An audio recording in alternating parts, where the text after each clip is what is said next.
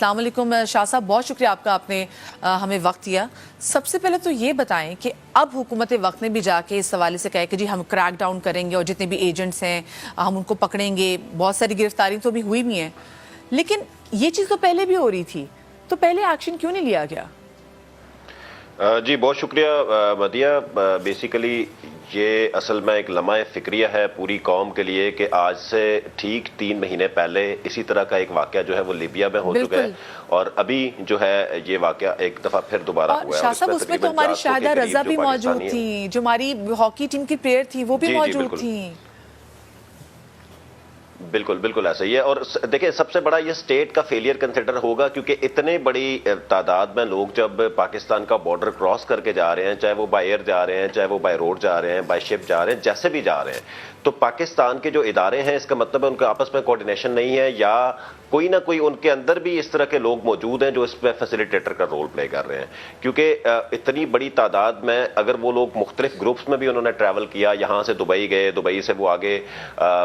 Libya گئے، وہاں سے وہ گریس کی طرف موو کر رہے ہیں، وہاں سے وہ آگے اٹلی جا رہے ہیں، تو اٹ مینز یہ پورا ایک نیکسس ہے، اور اسی لیے اس کو انٹرنیشنلی اس کرائم کو کہا جاتا ہے کہ اٹس این آرگنائز کرائم، یعنی کہ یہ ایک سنگل بندے کا کام نہیں ہے، اس میں پورا ایک مافیا ہوتا ہے جو مختلف قسم کے رول پلے کر رہا ہوتا ہے، اور ان لوگوں کو جو ہے ٹریپ کر کے، ان کو سہانے خواب دکھا کے ان لوگوں کو جو ہے وہ مختلف جگہوں پہ لے کے جا رہا ہوتا ہے۔ اور یہ بیسیکلی اس میں 2 چیزیں ہیں، ایک ہے کہ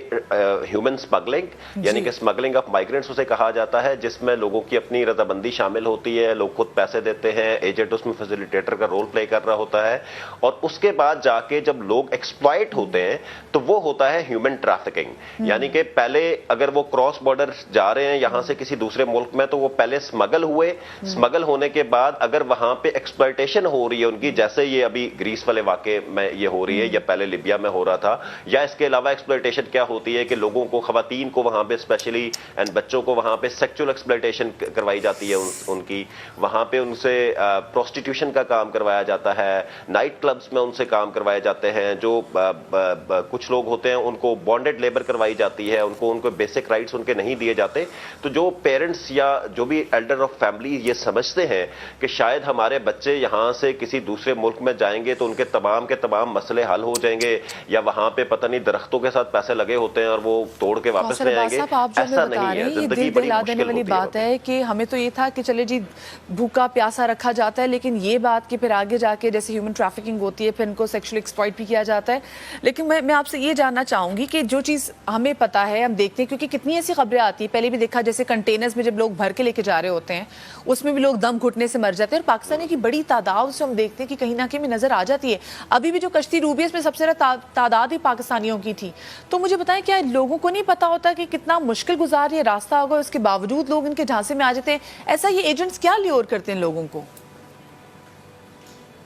دیکھیں اس میں 2 چیزیں ہیں، ایک تو پاکستان کے جو حالات ہیں، جو پاکستان کے اندر پاورٹی کا مسئلہ ہے، ان امپلائمنٹ کا ایشو ہے، پولیٹیکل انسٹیبلٹی ہے، نہیں پتا کل کیا ہوگا، بزنس مین بھی جو ہے وہ اس کو ٹرسٹ نہیں ہے سارے سسٹم کے اوپر، تو ایک تو سب سے بڑا ریزن یہ ہے کہ لوگوں کا lack of trust on the state ہے کہ پتہ نہیں ہم یہاں پہ اگر یہ 30 لاکھ لگائیں گے تو ہمیں کوئی فائدہ ہوگا کہ نہیں ہوگا۔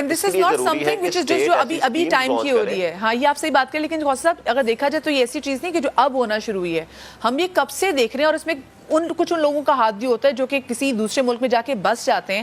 اور پھر اگر ان کی زندگی میں اچھی چیزیں ہونے لگ جاتی ہیں تو پھر وہ باقی جب واپس آتے ہیں تو پھر اپنے گاؤں کے لوگوں کو بتاتے ہیں۔ میں اسی طرف آ رہا تھا، جی ایگزیکٹلی میں اسی طرف آ رہا تھا کہ دوسرا جو اس میں امپورٹنٹ فیکٹر ہوتا ہے وہ یہ ہوتا ہے کہ جب کوئی بھی اس گاؤں کا ایک شخص جاتا ہے اور وہ کسی بھی طرح ایک مشکل وقت کاٹ کے اس کے بعد سیٹل ہو کے واپس آ کے کوئی اچھی گاڑی لے لیتا ہے، تو وہ آ کے کہتا ہے جی فلانے کا بچہ دیکھیں وہاں پہ گیا تو وہ سیٹل ہو گیا، تو وہ باقی لوگوں کو موبلائز کرنے کا رول پلے کر رہا ہوتا ہے۔ تو بیسیکلی یہ جو لوگ جا کے سیٹل ہوتے ہیں ان کو دیکھیے یہ کام کیوں اس ریجن میں بہت زیادہ ہوتا ہے، گجرات میں دیکھ لیں آپ، منڈی بہاؤدین میں دیکھ لیں، سیالکوٹ میں دیکھ لیں، میرپور میں دیکھ لیں، یہ سارے ایریاز اس لیے کہ یہاں کے زیادہ تر فیملیز جو ہیں وہ اسی طرح آج سے بہت سال پہلے گئی ہے، اور اس کے بعد وہ سیٹل ہو کے، اور انہوں نے ایسا نہیں ہے کہ ان کی زندگی میں بڑی آسانیاں تھیں اور وہ بالکل ٹھیک ٹھاک ساری چیزیں جو ہے وہ وہاں پہ جا کے ان کو مل گئی ہیں، بلکہ ان کو یہ سارے ایشوز فیس کرنے پڑے ہیں، اب جا کے وہ سیٹل ہوئے ہیں، اور وہ سیٹلر کے بعد وہ آ کے باقی لوگوں کو موبلائز کر رہے ہوتے ہیں۔